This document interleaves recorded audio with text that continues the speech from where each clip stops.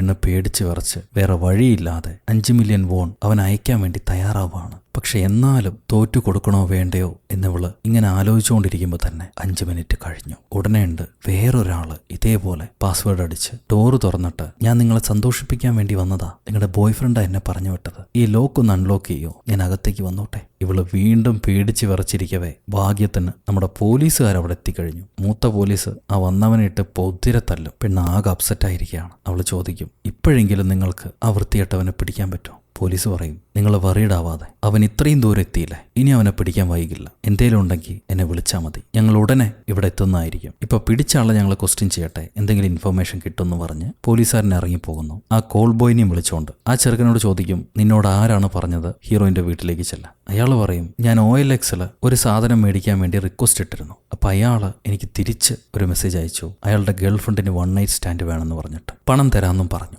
എന്നിട്ട് ഗേൾഫ്രണ്ട് മറ്റൊരാളുടെ കൂടെ ഇരിക്കുന്ന ഒരു വീഡിയോയും കൂടി അയാൾ എനിക്ക് സെൻഡ് ചെയ്തു. അത് കണ്ടിട്ടാണ് ഞാൻ ആ പെണ്ണിന്റെ വീട്ടിലേക്ക് പോയത്. അപ്പൊ പോലീസുകാരൻ ആ വീഡിയോ എടുക്ക്, ഞാനൊന്ന് കാണട്ടെ എന്ന് പറഞ്ഞ് കണ്ടു നോക്കുമ്പോഴാണ് പുള്ളിക്കാരന് മനസ്സിലാവുക, ഏതോ പോൺ സൈറ്റിലെ മോർഫ് ചെയ്ത വീഡിയോ. ഇത് പഴയ വീഡിയോ ആണല്ലോടാ, ഇത് കണ്ടിട്ട് നിനക്ക് മനസ്സിലായില്ലേ, ഏത് നമ്പറിൽ നിന്നാണ് നിനക്ക് കോൾ വന്നതെന്ന് ചോദിക്കുമ്പോൾ ആ കോൾ ബോയ് പറയും, ഏതോ റെസ്ട്രിക്റ്റഡ് നമ്പറാണ്, നെറ്റ് കോളാണ് വന്നത്, അതുകൊണ്ട് ആരാണെന്ന് എനിക്കും കണ്ടുപിടിക്കാൻ പറ്റിയിട്ടില്ല. സോ അവിടെ നിന്നും പോലീസുകാർക്ക് കാര്യമായ ഇൻഫർമേഷൻസ് ഒന്നും കിട്ടിയില്ല. അതുകൊണ്ട് മൂത്ത പോലീസ് കിട്ടിയവനെ പൊതിരെ തല്ലാണ്. ഈ സമയത്ത് ഹീറോയിന് കുറെ അധികം മെസ്സേജുകൾ വരുന്നു, ഏതോ അൺനോൺ നമ്പറിൽ നിന്ന്. അവൾ എവിടെ ജനിച്ചു, എവിടെയാണ് പഠിച്ചത്, എത്ര മെഡൽ വാങ്ങിച്ചിട്ടുണ്ട്, ഏത് കമ്പനികളിലെല്ലാം ജോലി ചെയ്തു, ഈ മുഴുവൻ വിവരങ്ങളും അവൾക്ക് മെസ്സേജ് ആയിട്ട് വരുന്നുണ്ട്, അവളെ ഫുൾ ഹിസ്റ്ററി. ഇത് കണ്ടിട്ട് അവള് തിരിച്ച് മെസ്സേജ് അയക്കും, നീ ഒരു ഭീരുവാണ്, മുഖം കാണിക്കാത്ത ഭീരു, ആൾക്കാരെ ശല്യം ചെയ്ത് അതിൽ സന്തോഷം കണ്ടെത്തുന്ന ഒരു ഭീരു, നീ ഇനിയും ശ്രമിക്കടാ, ഞാൻ പേടിക്കുമെന്ന് വിചാരിക്കണ്ടെന്നും പറഞ്ഞ് ഇവള് മെസ്സേജ് അയച്ചിട്ട് പേടിച്ചിരിക്കുകയാണ്. ആ സമയത്ത് സൈക്കോനെ കാണിക്കുന്നുണ്ട്, അവന്റെ കയ്യിൽ ഇവളുടെ മുഴുവൻ വിവരങ്ങളുണ്ട്, അവളുടെ ഓരോ അനക്കങ്ങളും ഇവൻ നിരീക്ഷിച്ചുകൊണ്ടിരിക്കുകയാണ്.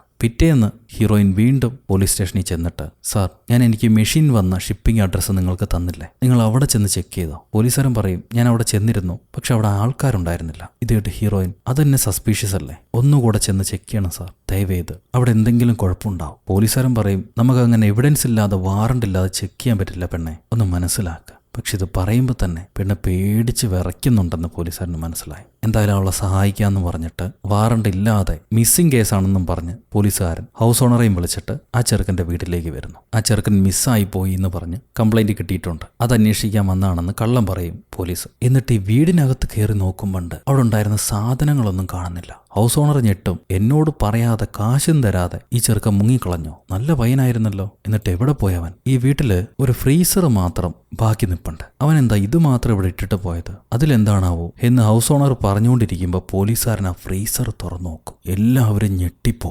ആ കോളേജ് വിദ്യാർത്ഥി അവനെ കൊന്ന് ഫ്രീസറിനകത്തിട്ട് വെച്ചിരിക്കുക. ഉടനെ തന്നെ പോലീസിന്റെ വമ്പം പടയും ഫോറൻസിക്കിന്റെ ആൾക്കാരും വന്ന് ആ വീട് മുഴുവൻ സെർച്ച് ചെയ്യുന്നുണ്ട്. ഹീറോയിനാണെങ്കിൽ തന്നെ പിന്തുടരുന്നത് ഒരു കൊലപാതകയാണെന്ന് മനസ്സിലാക്കി. അവൾക്ക് പാതി ബോധമുള്ളൂ, പേടിച്ചിരിക്കുക. പോലീസുകാരൻ, നിങ്ങൾ പോലീസ് വണ്ടി തന്നെ വീട്ടിലേക്ക് പോയാൽ മതി, എപ്പോഴും 2 പോലീസുകാർ നിങ്ങൾക്ക് കാവലും ഉണ്ടാവും, പേടിക്കണ്ടെന്നും പറഞ്ഞ് അവളെ പറഞ്ഞു വിടും. എന്നിട്ട് ഈ ഫോറൻസിക് ആൾക്കാരോട് നിങ്ങൾക്ക് എന്തെങ്കിലും കിട്ടിയെന്ന് ചോദിക്കുമ്പോൾ പുള്ളിക്കാർ പറയും, ഒരു ചെറിയ വിരലടയാളം പോലുമില്ല, അവൻ താമസിച്ച് എല്ലാം ക്ലീനാക്കി തുടച്ച് വൃത്തിയാക്കിയിട്ടാണ് പോയിരിക്കുന്നത്, ഒരു സംഭവം ഞങ്ങൾക്ക് കിട്ടിയിട്ടില്ല. പുള്ളി അത് പറയുമ്പോഴാണ് വേറെ 2 പോലീസുകാർ വരുന്നത്. ഇത് കൊലപാതക കേസായതുകൊണ്ട് ഇനി അവരുടെ ഡിപ്പാർട്ട്മെന്റ് ആയിരിക്കും ഈ കേസ് അന്വേഷിക്കുന്നത്, നമ്മുടെ മൂത്ത പോലീസിന്റെ കയ്യിലല്ല, കേസ് കൈമാറിപ്പോയി. ഇങ്ങേര് തിരിച്ച് സ്റ്റേഷനിലേക്ക് വരുമ്പോൾ കുഞ്ഞു പോലീസുകാരൻ പറയും, മൂത്ത പോലീസ് ഒരു നമ്പർ കൊടുത്തില്ലേ, ആ മരിച്ചുപോയ ചെറുക്കന്റെ നമ്പർ, അതിൽ അവസാനത്തെ കോൾ ലിസ്റ്റ് എല്ലാം ചെക്ക് ചെയ്തപ്പോൾ OLXന്ന് പഴയ സാധനങ്ങൾ വാങ്ങിക്കാൻ വേണ്ടി വിളിച്ചവരാണ് അവരെല്ലാം. ആ പയ്യന്റെ സാധനങ്ങളെല്ലാം തന്നെ ഈ കില്ലർ വിറ്റു. പിന്നെ ഒരു കൂട്ടുകാരൻ മെസ്സേജ് ചെയ്തിട്ടുണ്ട്,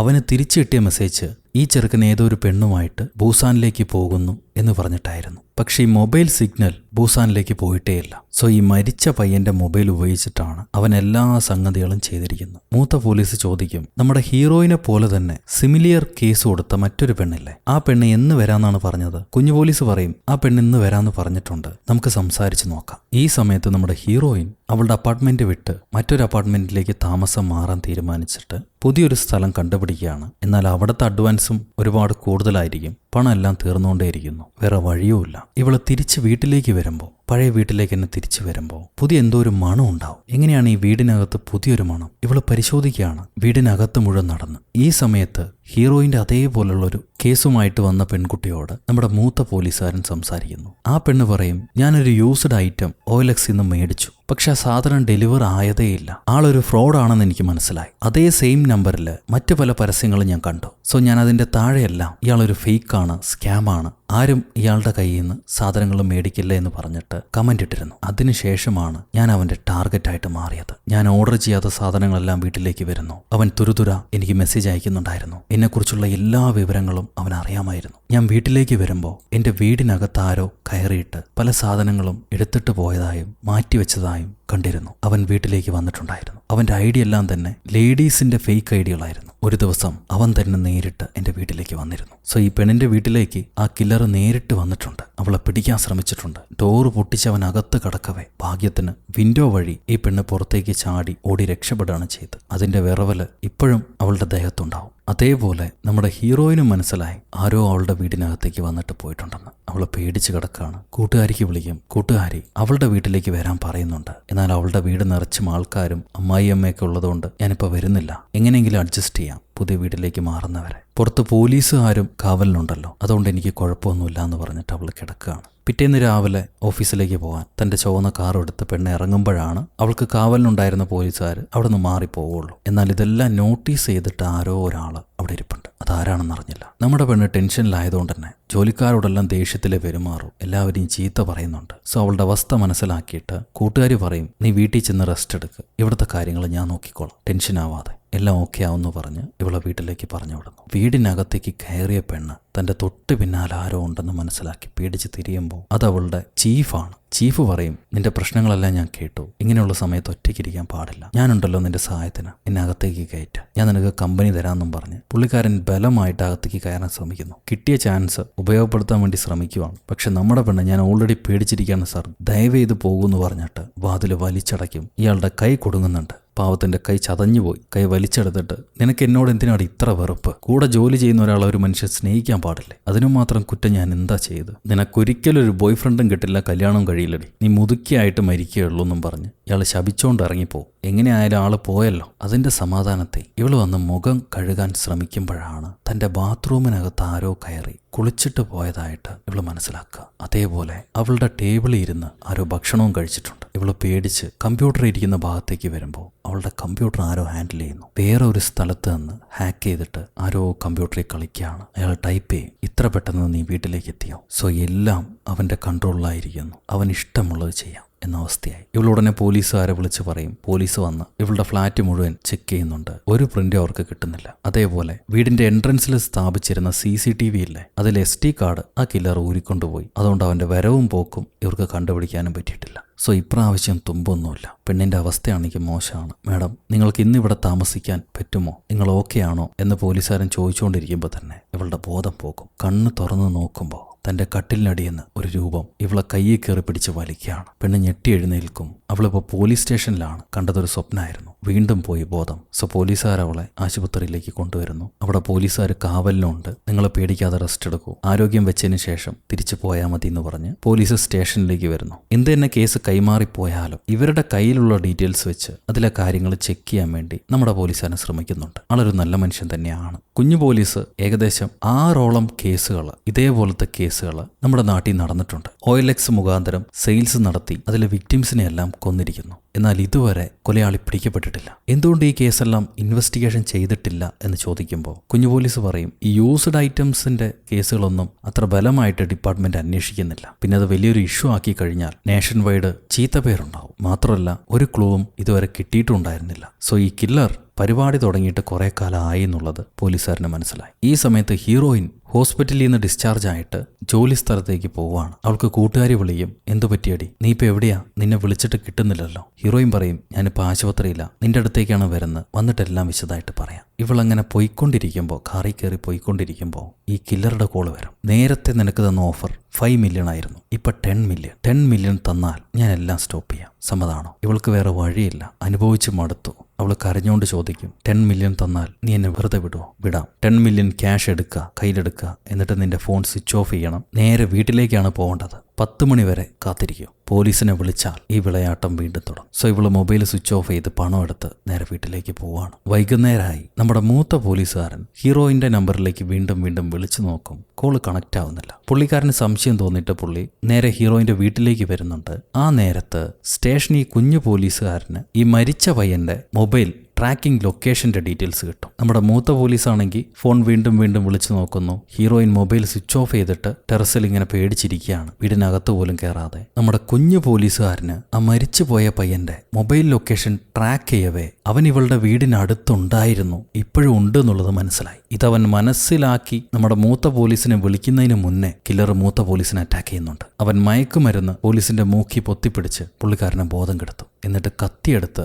ആളെ കുത്തി കൊല്ലാനുള്ള പ്ലാനിലാണ്. എന്നാൽ ബീഡി വലിച്ചേട്ടനും ഏതോ ഡെലിവറി പയ്യനും ഒക്കെ ചുറ്റും നടക്കുന്നുണ്ട്. ആൾക്കാരുടെ പ്രസൻസ് ഉള്ളതുകൊണ്ട് ഇവൻ പോലീസുകാരനെ കുത്തില്ല. അയാൾ മയക്കത്തി കിടക്കല്ലേ. നേരെ ഇവളുടെ വീട്ടിലേക്കാണ് വരുന്നത്. വീട്ടിൽ വന്ന് പാസ്വേഡ് അടിക്കുമ്പോഴാണ് ആരാടാ നീ എന്ന് ചോദിച്ചിട്ട് ഒളിച്ചിരുന്ന നമ്മുടെ ചീഫ്, പാവം ചീഫ് ബൊക്കെയായിട്ടാണ് വരുന്നത്. അങ്ങേര് വരുന്നത്. ആരാടാ നീയാണോ വാഷിംഗ് മെഷീന് കൊടുത്ത് അവളെ പറ്റിച്ച, അവളെ പിന്തുടർന്ന ചെറുക്കൻ? അപ്പൊ നിനക്കും അവളെ ഇഷ്ടമാണല്ലേ? നീയാണല്ലേ അവളുടെ പുതിയ ബോയ് ഫ്രണ്ട്? നീയൊക്കെ കാരണാടാ അവൾ എന്നെ ഇഷ്ടപ്പെടാത്ത. നീയൊക്കെ പറ്റിക്കുന്നതുകൊണ്ടാണ് ഞാനും പറ്റിപ്പീരുകാരനാണെന്നും പറഞ്ഞ് അവൾ എന്നെ എപ്പോഴും വീട്ടിൽ നിന്ന് ഓടിക്കുന്നു. വൃത്തികെട്ടവനെ, ഹെൽമെറ്റ് അഴിക്കടാന്നും പറഞ്ഞ് ഇയാൾ ഹെൽമെറ്റിൽ പിടിക്കവേ കില്ലർ കത്തിയെടുത്ത് അറഞ്ചം പുറഞ്ചും പുള്ളിക്കാരനെ കുത്തിക്കൊന്നുകളെ. കുറച്ച് സമയം കഴിഞ്ഞാണ് ഹീറോയിൻ ടെറസിൽ നിന്ന് വീടിനകത്തേക്ക് വരുന്നത്. അവൾ വന്ന് മിണ്ടാതെ കിടക്കും. കുറച്ചു നേരം സമയമാവട്ടെ, എന്താ സംഭവിക്കാൻ പോണേന്നറിയാതെ മിണ്ടാതെ കിടക്കുകയാണ്. ആ സമയത്താണ് ഈ തീ പിടിച്ചാൽ വെള്ളം ചീറ്റുന്ന സാധനം തൻ്റെ വീടിനകത്ത് പല ഭാഗത്തായിട്ടുള്ളത് അവൾ കാണുന്നത്. അതെല്ലാ അപ്പാർട്ട്മെന്റുകളിലും വീടുകളിലും ഉണ്ടാവും സാധാരണ. പക്ഷെ ഇവൾക്ക് സംശയമായി. ഇതേ ഷേപ്പിലുള്ള CCTV ക്യാമറയാണല്ലോ അയാൾ ഫിറ്റ് ചെയ്ത്. അതെല്ലാ മുറിയിലും ഉണ്ട് താനും. ഒരു പക്ഷേ കില്ലർ എല്ലാ മുറിയിലും ആ ഫയർ ഐറ്റം മാറ്റി ഈ CCTV ഫിറ്റ് ചെയ്തിട്ടുണ്ടെങ്കിലോ? അവൾ വിചാരിച്ചത് ശരിയാണ്. കില്ലർ അങ്ങനെ ഫിറ്റ് ചെയ്തിട്ടുണ്ട്. എല്ലാ സ്ഥലത്തും ക്യാമറ ഫിറ്റ് ചെയ്തിട്ടുണ്ട്. അപ്പോഴാണ് തൻ്റെ ചീഫിനെ കൊന്ന് ഒരു മൂലയിൽ അയാൾ ഇട്ട് വെച്ചിരിക്കുന്നതായിട്ട് അവൾ കാണാം. പെണ്ണ് പേടിച്ചരണ്ട് നിൽക്കവേ അവളുടെ പുറകിലായി ഈ കില്ലർ നിപ്പുണ്ടാവും. തിരിഞ്ഞു പോലും നോക്കാതെ ഇവൾ ഒരൊറ്റ ഓട്ടം വെച്ചു കൊടുക്കാൻ നോക്കുന്നുണ്ട്. പക്ഷെ അവന്റെ പിടിപെട്ടു. അവൻ മുടി പിടിച്ച് ഇവളെ വലിച്ചു താഴേക്കിടും. എന്നിട്ട് ചോദിക്കും, ഓർമ്മയില്ലേ നിനക്കെന്നെ? ആ CCTV ഫിറ്റ് ചെയ്യാമെന്ന ആള് അത് ഞാൻ തന്നെയാണ്. സോ കള്ളപ്പേരിൽ ഇവനായിരുന്നു അന്ന് ഫിറ്റ് ചെയ്യാമെന്ന്. ഇവളെ അതേപോലെ അവൻ ബോധം കെടുത്തി കാറിൽ കയറ്റി കൊണ്ടുപോകാൻ ശ്രമിക്കുകയാണ്. ആ സമയത്തായിരിക്കും കുഞ്ഞു പോലീസുകാർ ലൊക്കേഷനിലേക്ക് വന്ന് ബോധം കെട്ട് കിടക്കുന്ന ചീഫ് പോലീസിനെ കാണുന്നു. ഈ കുഞ്ഞു പോലീസിന്റെ മുന്നിലേക്ക് അയാൾ ഇടിച്ചു തെറിപ്പിക്കുന്നത് പോലെ ഹീറോയിന്റെ ചുവന്ന കാറ് പാഞ്ഞു പോകും. കുഞ്ഞു പോലീസിന് മനസ്സിലായി കില്ലർ പെണ്ണിനെയും കൊണ്ട് ആ കാറിൽ രക്ഷപ്പെടുകയാണ്. അപ്പോഴേക്കും നമ്മുടെ മൂത്ത പോലീസിനും ഒരു അരബോധം വന്നിട്ടുണ്ട്. അങ്ങേരും കാർ എടുക്കും. പിന്നെ വമ്പൻ ചേസിങ്ങാ. ഈ ചുവന്ന കാറിനെ പിടിക്കാൻ വേണ്ടി 2 പോലീസുകാരും പറത്തിവിട്ട് ചേസ് അടിച്ച് വരുവാണ്. മുന്നേ പോകുന്നത് നമ്മുടെ കുഞ്ഞു പോലീസാ. അവൻ ഏകദേശം ഈ ചുവന്ന കാറിനെ ട്രാക്ക് ചെയ്ത് പിടിച്ചൊരസി പോയിക്കൊണ്ടിരിക്കവേ ഒരു സിഗ്നലിൽ എത്തുമ്പോൾ വലിയൊരു ട്രക്ക് ഈ 2 കാറുകളെയും ഒരുമിച്ച് ഇടിച്ചു തെറിപ്പിക്കും. അതിൽ കുഞ്ഞു പോലീസുകാരന്റെ കാറാണ് കൂടുതൽ ഡാമേജ് ആവുക. പുറകെ വന്ന നമ്മുടെ മൂത്ത പോലീസുകാരൻ ഓടി വന്ന് കുഞ്ഞു പോലീസുകാരനെ തട്ടി എഴുന്നേൽപ്പിക്കാൻ ശ്രമിക്കുന്നുണ്ട്. ആൾക്ക് ബോധമില്ല. ഈ നേരത്ത് കില്ലർ കാറിന്റെ ഡോറും ചവിട്ടി പൊളിച്ചിട്ട് മെല്ലെ പുറത്തേക്ക് ഇറങ്ങി രക്ഷപ്പെടുന്നുണ്ട്. ഹീറോയിനെ നോക്കി നിൽക്കാനേ കഴിയുന്നുള്ളൂ. അവൾക്ക് അനങ്ങാൻ പോലും പറ്റുന്നില്ല. എത്രയും വേഗം ഹീറോയിനെയും ആ കുഞ്ഞു പോലീസിനെയും ആൾക്കാർ ആശുപത്രിയിലേക്ക് എത്തിക്കുന്നു. കുഞ്ഞു പോലീസുകാരന്റെ നില അതീവ ഗുരുതരാണ്. അത് കഴിയുമ്പോൾ ഹീറോയിനോട് മൂത്ത പോലീസുകാരൻ പറയും, കേസ് ഇപ്പോൾ സ്ട്രോങ് ആയിട്ടുണ്ട്, മറ്റ് പോലീസുകാരും നമ്മളെ സഹായിക്കും, എത്രയും പെട്ടെന്ന് നമുക്കവനെ പിടിക്കാം, നിങ്ങൾ റെസ്റ്റ് ചെയ്തോളൂ, പുതിയ വീട്ടിലേക്ക് നിങ്ങളുടെ കൂട്ടുകാരി സാധനങ്ങളൊക്കെ മാറ്റിക്കോളൂ, നിങ്ങൾ ഇവിടുന്ന് നേരിട്ട് അങ്ങോട്ട് ചെന്നാൽ മതി, വിഷമിക്കാതെ കിടന്നോളൂ, ഞങ്ങളുണ്ട് കൂടെ എന്ന് പറഞ്ഞ് പോലീസുകാരൻ ഇറങ്ങും. അവിടുന്ന് പോലീസ് നേരെ പോകുന്ന ഈ കേസ് അന്വേഷിക്കുന്ന ആ മേർഡർ ഇൻവെസ്റ്റിഗേഷൻ പോലീസുകാരുടെ ടീമിലേക്കാണ്. അവരോട് ചെന്ന് ചോദിക്കുമ്പോൾ അവർ പറയുക, ഒരു ക്ലൂവും കിട്ടിയിട്ടില്ല, പിന്നെ എങ്ങനെ അന്വേഷിക്കാനാ? നീ തന്ന തുമ്പ് വെച്ചിട്ട് ഞങ്ങൾക്കൊന്നും കണ്ടുപിടിക്കാൻ പറ്റിയിട്ടില്ല. ഇമാതിരി ഫ്രോഡ് കേസുകളൊക്കെ വലിച്ചുകൊണ്ടിരുന്ന മറ്റ് കേസുകൾ ആരാ നോക്കുക? ഞങ്ങൾ ഇപ്പോഴത്തേക്ക് ഇൻവെസ്റ്റിഗേഷൻ സ്റ്റോപ്പ് ചെയ്ത് വെച്ചിരിക്കുകയാണെന്നാണ് പുള്ളിക്കാർ പറയുക. ദേഷ്യം വന്ന് അവന്മാരുടെ സാധനങ്ങളൊക്കെ തട്ടിത്തെറിപ്പിച്ചിട്ട് നമ്മുടെ പോലീസ് ഇറങ്ങി വരുമ്പോഴാണ് പുള്ളിക്കാരനൊരു കോള് വരുന്ന, കുഞ്ഞു പോലീസും മരണപ്പെട്ടു. മൂത്ത പോലീസ് നേരെ ഹീറോയിനെ ചെന്ന് കണ്ടിട്ട് കുഞ്ഞു പോലീസുകാരൻ മരണപ്പെട്ട കാര്യം പറയും. ബാക്കി പോലീസുകാർ ഈ കേസ് ഡ്രോപ്പ് ചെയ്യുകയും ചെയ്തു. പക്ഷെ ഞാൻ അവനെ വെറുതെ വിടില്ല. അവനെ കറക്റ്റ് സ്കെച്ചിട്ട് ക്യാച്ച് ചെയ്യണം. അതിനെന്തെങ്കിലും വഴി കിട്ടുമെന്ന് ഞാൻ ആലോചിച്ച് നോക്കുകയാണ്. ഇതെല്ലാം കേട്ട് ഇറങ്ങി വരുന്ന ഹീറോയിൻ മെട്രോയിലൂടെ യാത്ര ചെയ്യുമ്പോൾ 2 പെമ്പിള്ളേര് OLXൽ നിന്ന് സാധനങ്ങൾ മേടിക്കുന്ന കാണും. ആ കില്ലർ രക്ഷപ്പെട്ടു പോകാൻ നേരം, ഞാൻ നിന്നെ കണ്ടുപിടിക്കോടി, എനിക്ക് വേണ്ടി കാത്തിരിക്കുക, ഞാൻ നിന്നെ കൊല്ലാതെ വിടില്ല എന്ന് പറഞ്ഞിട്ടാണ് പോയത്. ഇതെല്ലാം കൂടി കൂട്ടിച്ചേർത്ത് വായിക്കുമ്പോൾ ഹീറോയിനൊരു ഐഡിയ കിട്ടും. ഹീറോയിൻ ഉടനെ മൂത്ത പോലീസിനെ വിളിച്ചിട്ട്, സാർ, അവൻ എന്നെ കണ്ടുപിടിക്കും എന്നാണ് പറഞ്ഞത്. അവൻ എന്നെ കണ്ടുപിടിക്കുന്നതിന് മുന്നേ നമുക്ക് അവനെ കണ്ടുപിടിച്ചാലോ? അവൻ എങ്ങനെയാണോ ആൾക്കാരെ സ്കാം ചെയ്യുന്നത് അതേ വഴി എന്നിലേക്ക് അടുപ്പിച്ചാലോ? അവന്റെ ടാർഗറ്റായിട്ട് മാറിയാലോ? സോ ഇവളും പോലീസുകാരും കൂടി ചേർന്ന് പുതിയൊരു സ്കെച്ച് ഇടാണ്. ഒരു ഐഡി ക്രിയേറ്റ് ചെയ്യുക, റിയൽ ആയിട്ട് തോന്നിപ്പിക്കുന്ന പോലത്തെ ഒരു ഐഡി. അവന് വേണ്ട പെർഫെക്റ്റ് ടാർഗറ്റ്. ആ ഐഡിയിൽ ഫേസ്ബുക്ക്, ഇൻസ്റ്റാഗ്രാം എല്ലാ അക്കൗണ്ടും ഉണ്ടാവും. ഒരുപാട് ഫോട്ടോസ് ഉണ്ട്, പഴയ ഒരുപാട് വിവരങ്ങളുണ്ട്. യൂസ്ഡ് ഐറ്റം ഒരുപാട് വാങ്ങുകയും വിൽക്കുകയും പുതിയ ഒരുപാട് ഐറ്റം വാങ്ങുകയും ചെയ്യുന്ന ഒരു എന്തൂസിയാസ്റ്റ്. അങ്ങനെയുള്ള ആളെയാണ് ഈ കില്ലർ കണ്ടുപിടിക്കുക. ഹീറോയിൻ പറയും, ഞാൻ തന്നെ ആയിരിക്കണം അവനെ ചെന്ന് മീറ്റ് ചെയ്യേണ്ടത്. ഞാൻ മാത്രമേ അവന്റെ മുഖം കണ്ടിട്ടുള്ളൂ. ഹീറോയിന്റെ മുഖം തന്നെ ഒരു തൊപ്പിയും കണ്ണടയും വെച്ച് പൊട്ടത്തിയ പോലെ, അടയാളം അറിയാത്തതുപോലെ മാറ്റിക്കളെ. എന്നിട്ടാണ് ഇവർ ഐഡി ക്രിയേറ്റ് ചെയ്യുന്നത്. ഇവൾ ഒരുപാട് സാധനങ്ങൾ വാങ്ങുകയും വിൽക്കുകയും ചെയ്യും OLXിലൂടെ. സോ OLXന്റെ ട്രസ്റ്റഡ് കസ്റ്റമർ ആയല്ലോ ഇവള്. സാധനങ്ങൾ വാങ്ങിക്കാൻ പോകുന്ന സമയത്ത് പോലീസുകാരന് അടുത്ത് തന്നെ ഉണ്ടാവും. അത് കില്ലർ ആണോ അല്ലയോ എന്നറിയാൻ വേണ്ടി. ഇപ്പൊ പുതിയൊരു ഓർഡർ ഇവള് ചെയ്തിട്ടുണ്ട്. അതൊരു പെൺകുട്ടിയുടെ കയ്യിൽ നിന്ന് എന്തോ ഒരു സാധനം വാങ്ങിക്കാൻ വേണ്ടിയിട്ടാണ്. ഇവൾ ആ ഓർഡർ വാങ്ങിക്കാൻ പോകുന്ന സമയത്ത് പോലീസുകാരൻ ട്രാഫിക്കിൽ കൊടുങ്ങും. ഏതോ ഫീമെയിൽ സ്റ്റുഡന്റ് എന്നല്ലേ നീ പറഞ്ഞത്, അവൻ തന്നെ ആയിരിക്കുമോ? ഹീറോയിൻ പറയും, ഇതിനു മുന്നേയും അവൻ പെണ്ണാണെന്ന് പറഞ്ഞ് മീറ്റ് ചെയ്തിട്ടുണ്ട്. സോ ഇപ്പോഴും ചാൻസ് ഇല്ലാതില്ല. പറഞ്ഞുകൊണ്ട് ഇവള് പോകുമ്പോൾ തന്നെ ഒരാള് കാറിന്റെ ഡോറ് തുറന്ന്, ഹലോ, ഡൈസൺ വേണമെന്ന് നിങ്ങൾ പറഞ്ഞില്ലേ, ഞാനാണ് ആള്, എന്റെ അനിയത്തിയാണ് നിങ്ങൾക്കത് കൊടുക്കാൻ പറഞ്ഞു. ഇവള് നോക്കുമ്പോൾ കില്ലറും വേഷം മാറി വന്നിരിക്കുക. നിങ്ങൾക്കത് കാണണ്ടേ, ഞാനത് കൊണ്ടുവന്നിട്ടുണ്ട്.